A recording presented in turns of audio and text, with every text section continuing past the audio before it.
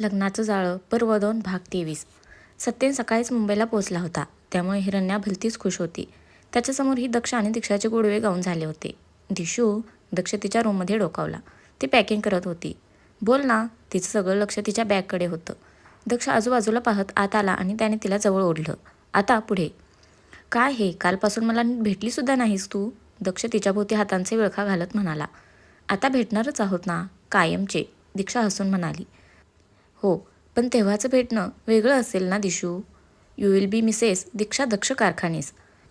गेल्या 2 वर्षात कितीतरी वेळा मी हे नाव घोकलं होतं दिशू. याआधी या नावाची किंमत मला कधीच कळली नाही. पण आता खरंच तुझ्याशिवाय नाही राहू शकत. दक्ष तिचे केस कुरवाळत म्हणाला. मलाही दक्ष. खरं तर लग्न वगैरे करावं असं फारसं कधी वाटलं नाही मला. नेहमी वाटायचं आपले फ्रीडम कोण स्वतःहून गिवअप करणार. पण मग नितीनची भेट झाली आणि असं वाटलं आता सेटल झालं पाहिजे. पुढे असं काही होईल हे कधी डोक्यातच आलं नाही ना दक्ष.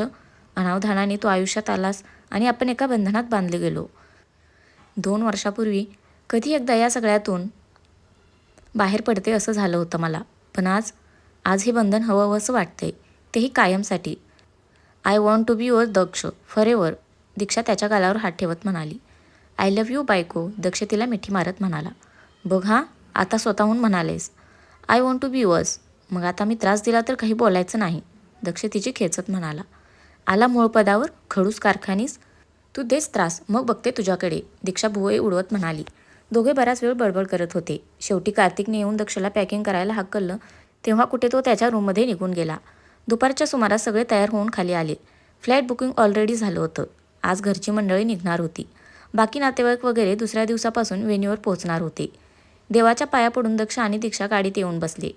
गणपती बाप्पा मोरया, दिव्या ओरडली. आणि वऱ्हाड निघालं उदयपूरला.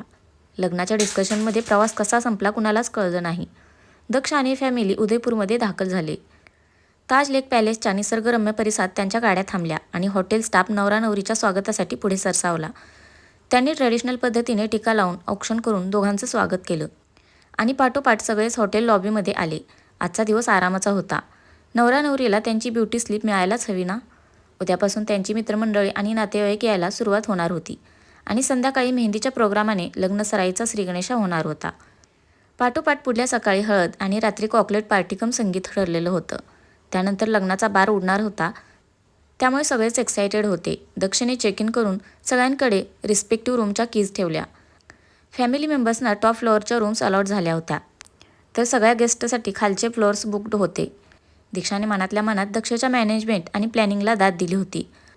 स्वप्नवत वाटणारं डेस्टिनेशन आणि त्याहीपेक्षा स्वप्नवत वाटणारा आजूबाजूचा लेक व्ह्यू. तिच्या तर डोळ्यांचं कधीच पारण फिटलं होतं. दीक्षा तिच्या रूममध्ये आली आणि पाहतच राहिली. लॅविश रूम आणि समोरचा नजारा. आनंदाने तिने स्वतःभोवती गिरकी घेतली. अय्यो, सच अ ब्युटिफुल रूम. देवडा, हंक केवर प्रेमम करलं तुझावल दीक्षा. जस्ट लुक, एंता परिपूर्ण मैनादी. किती परफेक्ट. हिरण्या रूमकडे आवासून पाहत म्हणाली. मॅडम दीक्षासोबत रूम शेअर करणार होत्या. संध्याकाळच्या सुमारास स्वर्ण आणि तिची टीमही तिकडे पोहोचली आणि खऱ्या अर्थाने लग्नाच्या तयारीला सुरुवात झाली. आउटफिटची fittings, trials, last minute changes हे सगळं करता करता दिवस कसा सरला कुणालाच कळलं नाही. दीक्षाच्या घरचे रात्री पोहोचले आणि दक्षने त्यांचंही स्वागत केलं. दीक्षाचे आई बाबा आणि काका काकू एकंदर सगळी व्यवस्था पाहून भारावून गेलेले आणि दर्शन मात्र निर्विकार चेहऱ्याने जे समोर घडते ते पाहत होता. रात्री सगळीकडे निजानीज झाली. दीक्षा आणि हिरण्या झोपायला जाणार तोच दारावर टकटक झाली. हिरण्याने जाऊन दार उघडलं आणि समोर दक्षला पाहून तिच्या चेहऱ्यावर स्माईल आली. अय्यो, हंक जिजू. दीक्षा बगैर चैन नाही येत असतं काय तुला. Sorry, I have strict instruction. तुम्हाला भेटू देच नाही. हिरण्या तोऱ्यात म्हणाली.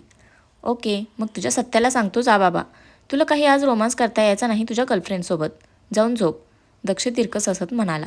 सथ्या, ते कुठं आहे? तो आलं का तुझ्यासोबत? हिरण्या लगेच बाहेर डोकावली. मी का सांगू? तू कुठे मला दिशूला भेटू देतेस? दक्षने खांदे उडवले. अल्ला चेय वद्धू, असं नाही करायचं. माझं शहाणं जिजू आहे ना तू. Tell no where is he. Hiranya त्याला मस्का मारत म्हणाली. तुम्हाला आत येऊ देत आधी. दक्ष तिला बाजूला सारून आत घुसला. हां, जा वरच्या फ्लोअरवर एक एक्सिडेंट टेरेस आहे, तिकडे थांबलाय तो, त्याने सांगितलं. ओके, पर 10 मिनिट्स हां, नाहीतर सगळं मला मरलं. हिरण्या म्हणाली तशी दक्षने होकाराती मान डोलावली. ती बाहेर निघून गेली तसा त्याने दरवाजा लावून घेतला. दिशू, दक्ष हाक मारत बेडरूममध्ये घुसला. नुकतीच बाथरूममधून बाहेर आलेली दीक्षा त्याला समोर पाहून किंचाळली. अगं ओरडतेस काय, मी आहे. दक्ष पुढे झाला आणि त्याची तिच्यावर नजर गेली. आता निवांत लोळायचं म्हणून तिने मस्त लूज शॉर्ट्स आणि टी शर्ट घातला होता. दक्षने तिच्याकडे पाहून शिट्टी वाजवली. ओ माय हॉटी, त्याने डोळा मारला आणि तिच्याकडे सरकला. भुसनाळ्या, तिकडेच थांबा तू. एकतर असं भूतासारखं येऊन घाबरवलंस मला आणि आता मारेल आडात येतोय. जा तिकडे, दीक्षाने नाक मुरडलं. आणि हे काय, तुला आत येऊ कुणी दिलं, तिने विचारलं. तुझा पहारेकरी गेलाय भूर. दिशुडी, मला तुला भेटायचं होतं यार. म्हणजे ॲक्च्युली असं फिल्मी काहीतरी करायचं होतं मला. पाय परून वगैरे यायचं. पण नंतर विचार केला, छोड ना भाई, प्यार किया तो डरना क्या. जाऊया डायरेक्टली. त्याने हात पुढे केला तशी दीक्षा त्याच्याजवळ आली. थँक्स दक्ष, हे खरंच खूप सुंदर आहे रे. म्हणजे मी कधी इमॅजिनच नव्हतं केलं आपलं लग्न हे असं इकडे. स्वप्नच वाटते मला हे, दीक्षा म्हणाली तसा दक्षने तिला हलकासा चिमटा काढला. मंद कुठला, चिमटे कसला काढतोयस, तिने त्याच्या दंडावर फटका मारला. आमच्याकडे स्वप्नातून असंच बाहेर आणतात. आणि तुला जे काही आभार प्रदर्शन करायचं नाही ते नंतर कर. आपण हनीमूनला जाऊ ना, तेव्हा खूप सारा वेळ आहे माझ्याकडे तुझे आभार ऐकून घ्यायला. दक्षने हसत तिला मिठीत घेतलं. आय लव्ह यू दक्ष, दीक्षा त्याला बिलगत म्हणाली. हश, हेच ऐकायला आलो होतो यार मी. दिशू, उद्यापासून गेस्ट यायला लागतील. मग असं निवांत तुला भेटताच येणार नाही गं. बघू तरी देत माझी होणारी बायको किती गोड दिसते. त्याने तिचा चेहरा उंजळीत घेतला आणि तिच्या गालांवर ओठ टेकवले. मी पण खूप खूप लव्ह यू दिशू. त्याने तिच्या नजरेत पाहिलं आणि हळूच तिचे ओठ बंदिस्त केलेच होते की दार वाजलं. ही बाई टायमर लावून गेलेली वाटतं. बरोबर 10व्या मिनिटाला उगवले, दक्ष वैतागत म्हणाला तशी दीक्षा तोंड दाबून हसायला लागली. गप तू, त्याने तोंड वाकडं केलं. ओलले ते बाल, चगले छालतात दुशू बेबीला, दीक्षा त्याचे गाल ओढत म्हणाली आणि तिने पुढे त्याच्या ओठांवर हळूच किस केलं. जा आता झोप शांतपणे. गुड नाईट बायको, दक्षने तिच्या कपाळावर ओठ टेकवले आणि जाऊन दार उघडलं. टाईम अप, हिराबाई कमरेवर हात ठेवून उभ्या होत्या. जातोय, दक्षने तिच्या टपलीत मारलं आणि त्याच्या रूमकडे निघून गेला. आजची सकाळ खास होती. आजपासून लग्नाचे कार्यक्रम सुरू होणार होते. दीक्षा प्रसन्न मनाने उठली आणि आवरून बाहेर आली. तिच्या आई बाबा शेजारच्याच रूममध्ये होते. दर्शनी त्याच फ्लोअरवर होता. तिचे काका काकू खालच्या फ्लोअरवर होते. हळूहळू गेस्ट यायला सुरुवात झाली होती. दक्ष सकाळी लवकर उठून धावपळ करत होता. कार्तिक आणि दिनेश त्याच्या मदतीला उभे होते. हॉटेल स्टाफही होता स्वागताला. दिवस सरत आला आणि मावळतीच्या सूर्याने त्यांच्या छटा सर्वत्र पसरल्या. ताज लेक पॅलेसचं लॉन मात्र उजळून निघालं होतं. दीक्षाची मेहंदी होती ना. ऑल ग्रीन कलरच्या डिझायनर वन पीसमध्ये दीक्षा खूपच गोड दिसत होती. लग्नाचं तेज तिच्या सौंदर्यात अजूनच भर घालत होतं. बरेचशी पाहुणे मंडळी, तिची मित्रमंडळी अगदी आवर्जून तिला हवं नको ते पाहत होती. आपल्या हातावर रेखाटलेल्या नाजूकशा मेहंदीतील दक्षचं नाव ती कितीतरी वेळ प्रेमाने न्याहाळत होती. जो तो तिचं कौतुक करत होता. दक्षचे खास गेस्टही तिकडे हजर होते. अगदी थोरा मोठ्यांपासून ती लहानांपर्यंत सगळ्यांनी मेहंदी काढून घेतली होती. दक्ष दीक्षाचे नजरेचे खेळ, त्यावर सगळ्यांची चिडवाचिडवी आणि दीक्षाचं नजर झुकवणं. तिची हर एक अदा फोटोग्राफर आणि व्हिडिओग्राफर कैद करत होते. त्यांना सूचनाच तशा होत्या नवरदेवाच्या. मेहंदी पार पडली आणि आता वेध लागले होते हळदीचे. सकाळपासून अनुराधा आणि आत्यांची लगबग सुरू होती आणि त्यांच्या उत्साहाला आवर घालता घालता काका काकींच्या नाकीनऊ आले होते. लॉनचा लूक परत एकदा पालटला होता आणि सगळीकडे पिवळ्या रंगाची उधळण होत होती. दीक्षाच्या आईने तिला पहिली हळद लावली तर दक्षच्या आईने त्याला. आणि मग माहोल असा काही बदलला की हळद कमी आणि होळी जास्त वाटत होती. दीक्षा आणि दक्ष पूर्णपणे हळदीने माखले होते. त्यातही सगळ्यांच्या नजरा चुकून दक्षने त्याच्या पद्धतीने दीक्षाला हळद लावलीच होती. आणि मग दीक्षाच्या स्पेशल डिक्शनरीमधली राखीव शब्दसुमनं ऐकून त्याचे कान तृप्त झाले होते.